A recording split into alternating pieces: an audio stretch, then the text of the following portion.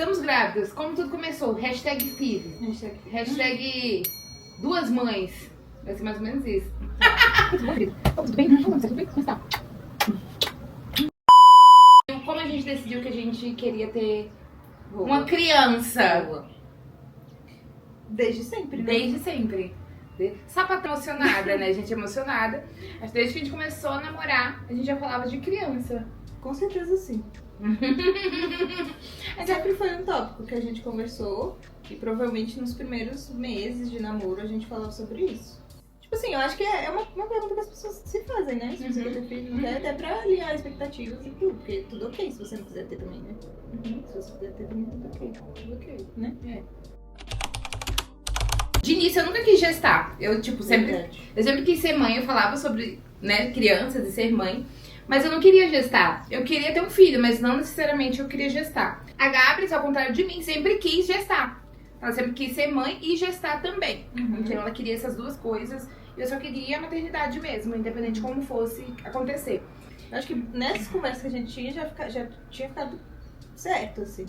Porque sempre foi uma coisa que você falou. Desde o início também, que você não queria, não passava. Não queria, gente, agora vai ter um bebê dentro da minha barriga. A nossa segunda criança hoje na minha barriga, porque eu tenho quase certeza. Gente, a Gabi era meu sonho, depois traumatizou tanto. Depois a gente pode contar como foi começar a gestação dela, foi um caos. A ponto dela falar que a fábrica dela já tá fechando. Mas isso pode mudar, né? Porque ela tá vivendo. Não vai mudar, não. Mas... O segundo tópico era dinheiro mesmo, que fertilização in vitro é um procedimento muito caro. No Brasil, acho que em qualquer lugar, mas no Brasil, em específico, é um procedimento muito caro. E assim, não é um preço fechado. São várias etapas e cada etapa tem um preço. Então você pode ir fazendo aos poucos, assim. Mas todas as etapas têm preços consideráveis, né? Tudo muito caro. É tudo muito caro. E aí aqui a gente precisaria juntar dinheiro pra isso, né? E a gente começou, no início do nosso relacionamento, a conversar sobre isso e a pensar nessa poupança, que era a poupança dos nossos filhos, assim. Que no começo tinha R$2, depois vai tendo mais. A partir de uns 6 meses de relacionamento, acho que a gente já falava disso. Eu não sei se com 6 meses a gente começou a juntar dinheiro, acho que demorou um pouquinho mais. Você tem que fazer algumas decisões, uma delas é sobre qual óvulo você vai usar em quem, né? Inicialmente, a gente pensou em usar, a Gabi sempre foi um pouco mais velha do que eu. Sempre fui. Ela é mais velha do que eu, né? E infelizmente a idade do óvulo contribui muito com a qualidade do óvulo. Nossa conversa meio que no início, ali quando a gente começou, a Gabi tinha 33 e eu tinha 27, 28, eu acho. 27, 28. Então, o que a gente pensou primeiro não foi, vamos usar o óvulo mais jovem, né? Porque isso talvez de cara aumentaria as chances. Talvez, a gente não sabe. Mas a gente pensou, vamos usar o óvulo, na verdade, que tá perdendo mais qualidade com os anos, né? Tá perdendo mais qualidade, que seria o óvulo da Gabris. Então, porque eu posso, assim, a gente quer ter uma segunda gestação, a gente quer ter mais um filho, né? A gente quer ter mais um filho. Então, nessa segunda gestação, a gente provavelmente vai usar o meu óvulo, porque já vai estar tudo aqui. E aí vai ser feito assim. E a primeira a gente decidiu usar o da Gabris pela idade dela, pela idade do óvulo dela. E é isso, eu só queria ter um filho, sabe? É só isso. E aí a gente pensou nessa questão da idade como um fator pra gente importante. A gente foi pra primeira clínica, entendeu como o processo funcionava. Eu acho também porque era uma que aceitava o nosso plano, né? Era a única, eu acho, aqui no Brasil que aceitava. Pois é, porque é isso. Todo o processo ele é particular, mas as consultas, em algumas clínicas de fertilização, as consultas, elas aceitam um plano de saúde para consulta. E talvez para um exame ou outro. Mas o resto ali, os procedimentos, captação de óvulo, transferência, é tudo particular. Só que às vezes tem uma coisinha ou outra que você consegue incluir pelo plano. E a primeira clínica que a gente foi foi isso mesmo. A gente tava em dúvida se a gente ia ficar lá ainda, a gente tava conhecendo. Só que ela já pediu os exames, a gente pensou, vamos fazer então. Porque mesmo que a gente vá em outra clínica, talvez a gente consiga aproveitar esses exames aqui que devem ser semelhantes. A bateria de exames que eram bastante. Isso foi em 2021. Acho que foi 2020. 2022. Eu descobri um teratoma no ovário, que é um tumor benigno, que eu não sabia que eu tinha, já estava até grande assim. E que tinha dente e cabelo. Não, não tinha. Ah, não tinha dente não. Mas teratoma, se vocês Pode pesquisarem, ter dente. pode ter dente, cabelo e olho. Tem células que podem ter olho. É um negócio, quem quiser me manda DM que eu mando a foto. Brincadeira, não mando não. É horrível, a gente tem a foto, mas é horrível. Um bichão assim, cabeludo, que você tira de dentro do ovário. Isso seria um impedimento, né? Mas assim, e precisava tirar porque tava grande e tinha risco de torção de ovário e tal. Ah, tinha esse risco também, né? E eu tava sentindo dor. Aí teve que pausar todo o processo da FIV pra fazer o processo da cirurgia. A gente pausou, fez cirurgia, deu tudo certo, saiu um bolo de cabelo. Vou mandar, quem quiser mandar peludão, pra mim escreve peludão na DM que eu mando a foto do peludão. E isso também foi, assim, uma coisa que a gente não esperava, né? Que deixou o processo mais longo e a gente com muito medo também por essa questão do ovário mesmo, né, Gabi? Ela poderia perder o ovário direito, que era onde estava o teratoma, né? Poderia perder. Que era um risco, assim, né? Não sei se alto, baixo, mas era um risco que existia. Dependendo do tamanho que fosse o peludão. Dependendo do tamanho do peludão. Isso atrasou o processo, assim. Aí isso impede a FIV. Seria complicado, eu acho que eu lembro do cirurgião falar, que se ela engravidasse com aquele teratoma, ele poderia crescer mais. Então ela poderia fazer a torção do ovário. E fazer a torção do ovário. E é uma dor, né? Aí seria uma cirurgia de emergência e tudo mais se isso acontecesse. Então precisaria retirar mesmo. E aí retira e aí o ovário fica livre pra depois ir lá e captar o óvulo, né? Que foi os óvulos foram captados desses 2 ovários. E é isso. E aí E aí a gente fez cirurgia e mudou de clínica, né? A gente fez a cirurgia, porque nem foi na primeira clínica. A primeira clínica só pediu o exame. A gente só viu qual era o exame e entendeu que médico que faria essa... Que foi outro médico, fora da clínica. Foi outro lugar. Inclusive ele péssimo. Eu lembro que teve uma questão que foi péssimo. Mas na cirurgia ele foi bom. Foi bom na cirurgia, mas foi homofóbico. A gente fez essa cirurgia, beleza, tudo certo. Acho que um mês depois a gente já poderia dar início ao processo de fertilização. E aí a gente foi pra segunda clínica. Já com isso resolvido, né? Aí a gente foi pra outra clínica. A gente foi pra segunda clínica, que foi que a gente ficou nesse tempo todo. Que a gente ficou praticamente um relacionamento sério nessa clínica. E aí também a consulta foi pelo plano. Foi. Então a gente... foi assim que a gente selecionou. As que aceitavam um plano na consulta, né? Que a gente quer. A gente tá lá ainda, porque a gente faz o pré-natal com a nossa médica. Então a gente ainda tá lá. E aí, nessa segunda clínica, a primeira consulta foi fazer um monte de exame de novo também. Falar desse teratoma que a gente resolveu. A gente resolveu esse X problema aqui. E entender de novo. E aí a gente começa sobre tudo de novo. Entender se a gente quer fazer o método de óvulo trocado, se a gente quer... enfim, o que a gente quer fazer, né? Dentro das possibilidades que existem. E a gente se manteve na nossa decisão anterior, da clínica anterior também. E a gente ainda queria fazer da mesma forma. E aí a gente já tava mais querendo que as coisas acontecessem, né? A gente fez a coleta dos óvulos, acho que ainda em 2022. Só que aí a gente não fez o que é transferência fresca, que é coletar e já fazer a fertilização e colocar no mesmo ciclo, porque eu tive uma síndrome da hiperestimulação. Essa transferência fresca é assim, retirou os óvulos, a gente escolheu o sêmen, tem essa etapa que é importante também, esquece. Talvez essa ordem possa estar um pouquinho trocada. Essa etapa da escolha do sêmen dá um vídeo só sobre isso, né? Dá. Então nessa escolha do sêmen, você tem que decidir se você vai querer o banco nacional ou internacional. Tem algumas diferenças, e a gente pode explicar melhor depois. No nosso primeiro, a gente fez 2 fertilizações. 2 fertilizações, a gente fertilizou óvulos 2 vezes. 2 vezes em momentos diferentes. E a gente usou primeiro um sêmen nacional, porque chegava mais rápido. Era mais barato. Tinha esses prós, assim, né? Rápido, mais barato. Tinha todas as questões de saúde, tudo certinho. E é isso. Então a gente decidiu inicialmente pelo sêmen nacional. E aí, com isso na clínica, o sêmen que a gente comprou, que a gente compra por fora, mas a nossa clínica faz a logística, né, amor? Com sêmen, com óvulo, eles vão fertilizar esses óvulos. Então eles vão pegar o sêmen, colocar dentro do óvulo e entender quais daqueles vão virar embriões. Embriões que vão chegar até o dia 5, que é uma classificação que eles fazem. Que dá outro vídeo também. Que dá um outro vídeo também, que é tudo muito. Mas eu vou pincelando as informações e depois a gente conversa sobre o que a gente pode fazer mais um vídeo. Na hora que eles estão fertilizando, pode-se escolher, terminou o dia 5, ele ainda é fresco, você já transfere pra barriga da pessoa que vai ficar que vai ter o bebê.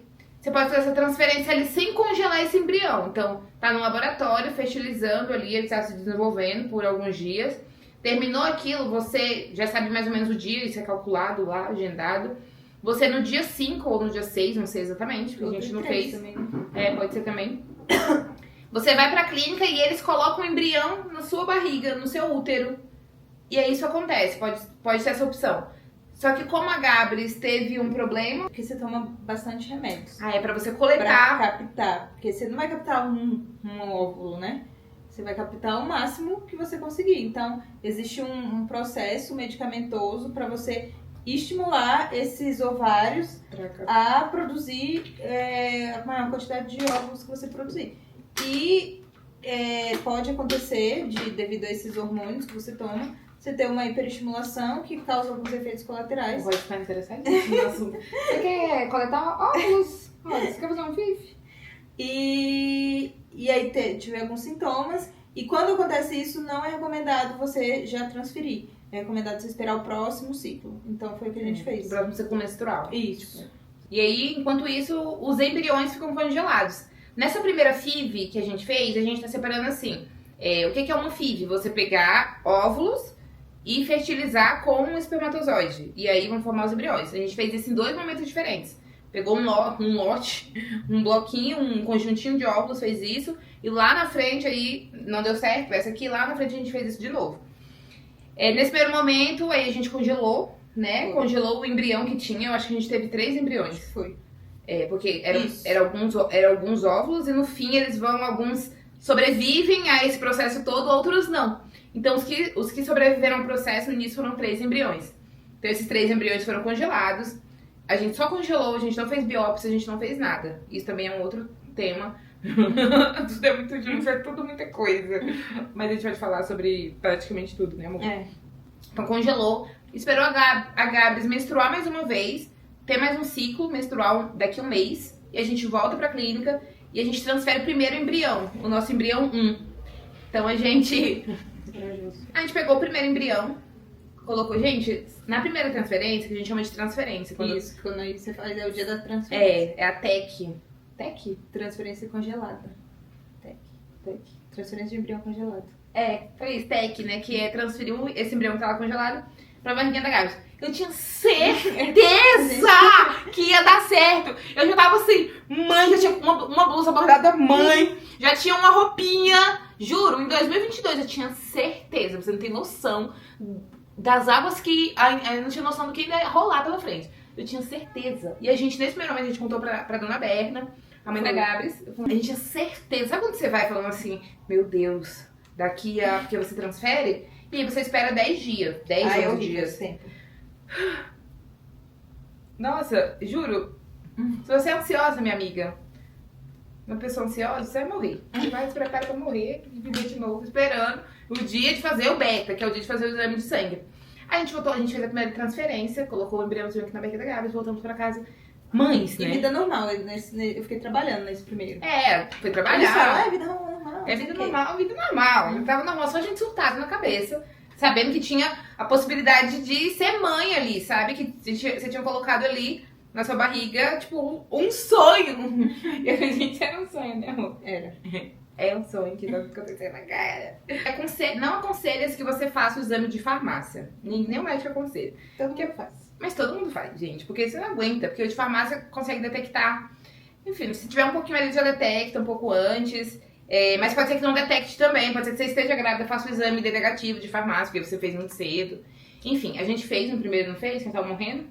Fez. A Gabi morre mais ainda de ansiedade. Isso daqui tava subindo pelas paredes. Eu não lembro. Eu falava assim, amor, não vamos fazer. Eu sou tipo mais... Eu quero ter a minha esperança, sabe? Até o último minuto, acreditar que a coisa vai dar certo. E aí se eu faço um teste que dá negativo antes do tempo, já vai me dar... Eu tenho uma ansiedade. Vai me dar ansiedade. E aí, a gente deve ter feito algum ainda negativo, mas a gente esperou. Falei assim, vamos esperar fazer o beta, que é o de sangue, né? O de sangue é o 100% de certeza. Aí... Destruíram os meus sonhos. Veio negativo. Não, nada aconteceu, feijoada. Oh, horrível, gente. Não, gente. Nada não sei. que você... Gente, só quem passa por isso mesmo, quem tá nesse processo, sabe o quanto é difícil, assim. E também é muito solitário, porque a gente lida com expectativa de todo mundo, né?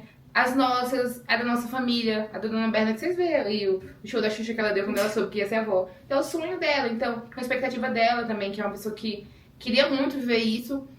E se a gente fosse abrir isso publicamente, com a expectativa das pessoas, a gente Nem cogitou. a gente nem cogitou falar pra ninguém, assim, publicamente, porque é uma coisa muito...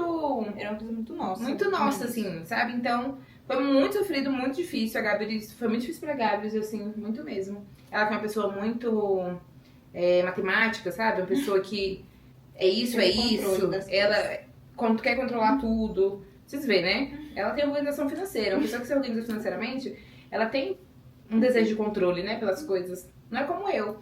Eu já tava assim, cara, vai dar certo. Em algum momento não foi dessa, vai dar próxima. E aí a gente não sabe o motivo, a gente não entendia por quê. Não tinha motivo. Tava tudo certo, os exames dela, a saúde dela, tava tudo certo. Não tinha problema. E só não deu certo mesmo, não era pra ser aquele momento. Eu acho que não era pra ser isso. E aí, beleza, a gente foi se recuperar. E aí, cada transferência dessa, É um preço. é um preço. Essa primeira tá inclusa no seu primeiro preço. Você paga um pacote... Não é que tá incluso, é que você já pagou por ela. É. Dentro do pacote, mas é um preço. Aí lembra que eu falei que a gente tinha 3 embriões, usou esse primeiro, deu negativo. A gente tinha mais 2 embriões. Cada transferência dessa, que você ia pegar um embrião que tá congelado, o preço de descongelar, honorários médicos, não tem sedação, mas tem X coisas lá. É um valor, tipo, eu não lembro exatamente quanto era, mas entre 3 e 5 mil reais, nessa faixa, assim, de preço. Cada transferência desse material genético que já é seu ali, que tá ali guardado, né? Então aí beleza, a gente esperou mais um tempo pra gente juntar uma grana, assim, a gente... E também pra gente superar um pouco o baque, né? A gente precisava se organizar. Porque era isso, a gente tinha certeza, né? Então, Comprei até roupa. a gente precisava se organizar mesmo, psicologicamente e tudo. Então a gente esperou um tempo, que eu não lembro, acho que foram 6 meses. Pra gente juntar dinheiro e também pra gente se organizar Ficar bem. psicologicamente. A gente, nesse tempo, parou, né? Não tem remédio que toma, nada, a vida segue normal. Aí depois, estamos prontos. Aí a gente volta na clínica e programa tudo. Porque isso tudo tem que ser programado de acordo com o seu ciclo menstrual. Você tem que tomar algumas medicações antes para poder preparar endométrio e tal. Então tudo tem que ser acompanhado pelo médico que está fazendo o processo. Então a gente volta na clínica e fala, estamos pronta para tentar de novo. Aí começa um novo processo. Agora esse segundo é um pouco mais rápido, um pouco mais, entre aspas, simples, porque não tem mais a captação do óvulo, né? Sempre fazem alguns exames antes, de sangue, uma coisa ou outra de imagem também. Mas aí, teoricamente, alinhar o ciclo menstrual, que a Gabriel citou, descongelar e transferir. Então é um período mais curto do que o primeiro, assim, pra resolver. Dessa vez a gente tava mais assim, sabe? Mais pé no chão um pouquinho, assim, mais ciente do processo, das estatísticas que não são boas, assim, no geral. E a gente tem poucas estatísticas também pra gente, né? Pra casais homoafetivos, assim. Porque as estatísticas, no geral, elas não se dividem entre casais heterossexuais, casais...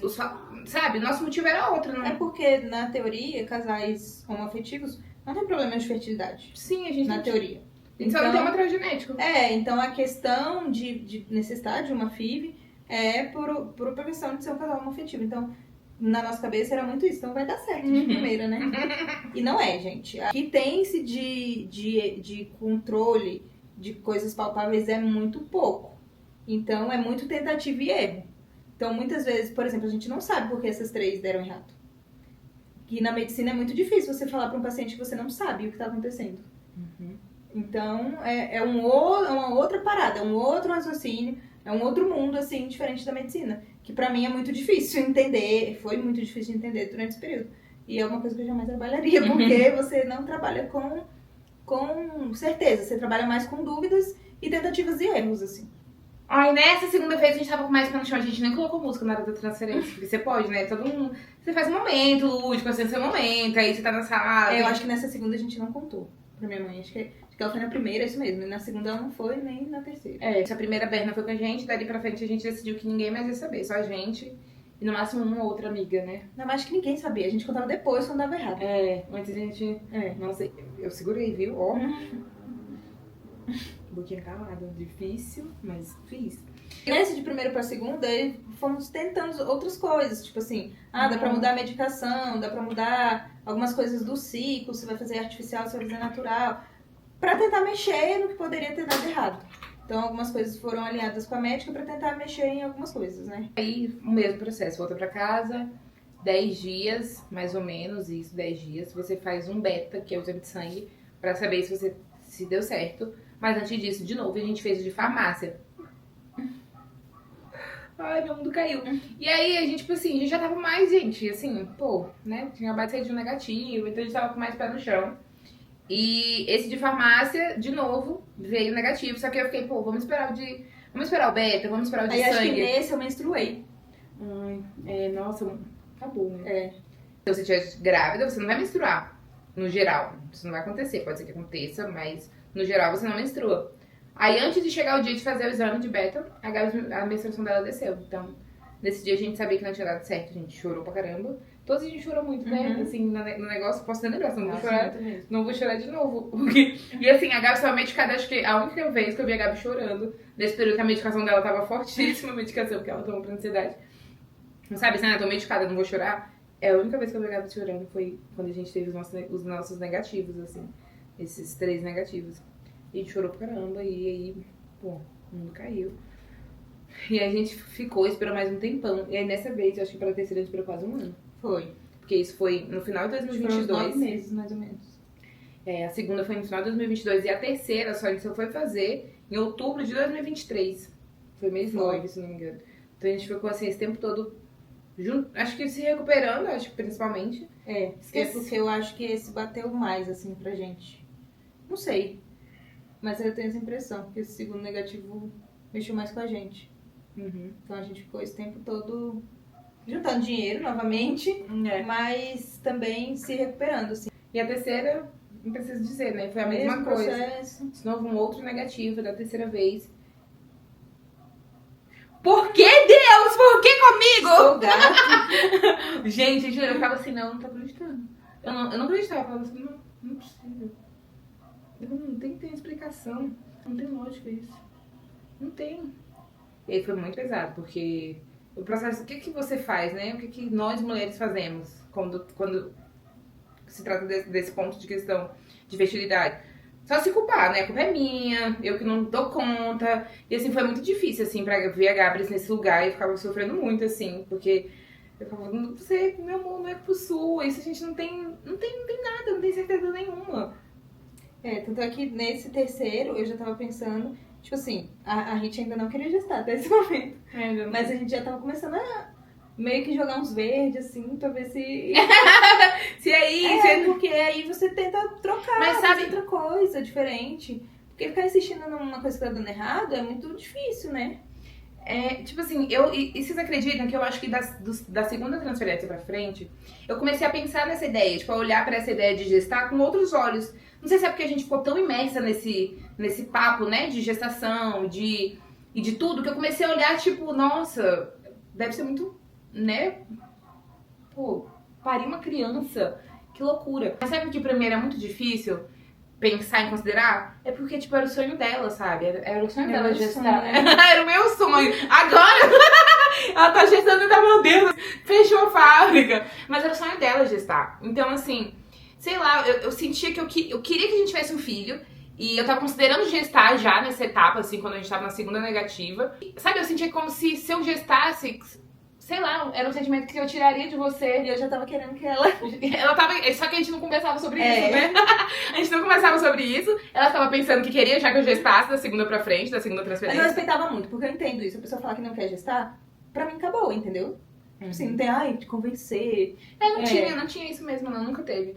E eu... respeito. Mesmo eu querendo, já pensando, considerando em gestar... Acho que a gente conversou isso depois do terceiro negativo.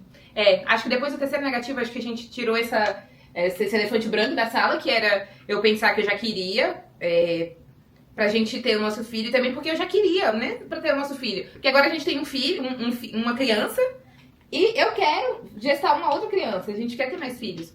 Então não é sobre ter o filho, né, é sobre passar pela experiência, que eu acho que eu quero agora. E aí a gente não conversou sobre isso, a gente foi pra terceira, aí no terceiro negativo, eu nem sei como a gente conseguiu sair desse lugar. Foi assim, juro, gente. Sim, juro. Eu não sei.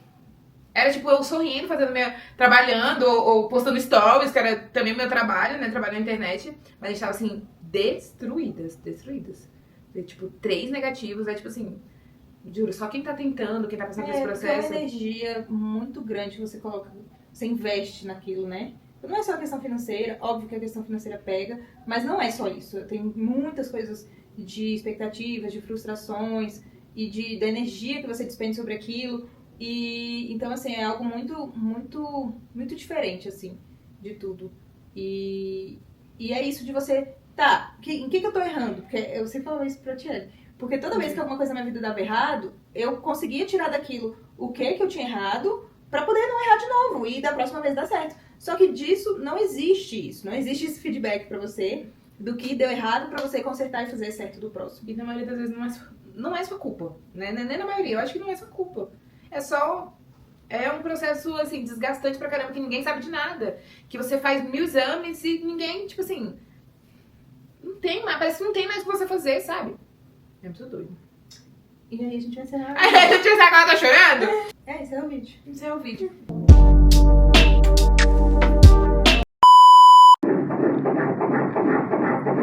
Gente, eu tive que encerrar o vídeo porque eu queria começar a chorar. E aí a gente mostrou as 3 tentativas que deram errado. E no próximo vídeo dessa série a gente vai trazer contando da nossa 4ª tentativa, que foi que a que deu certo, né?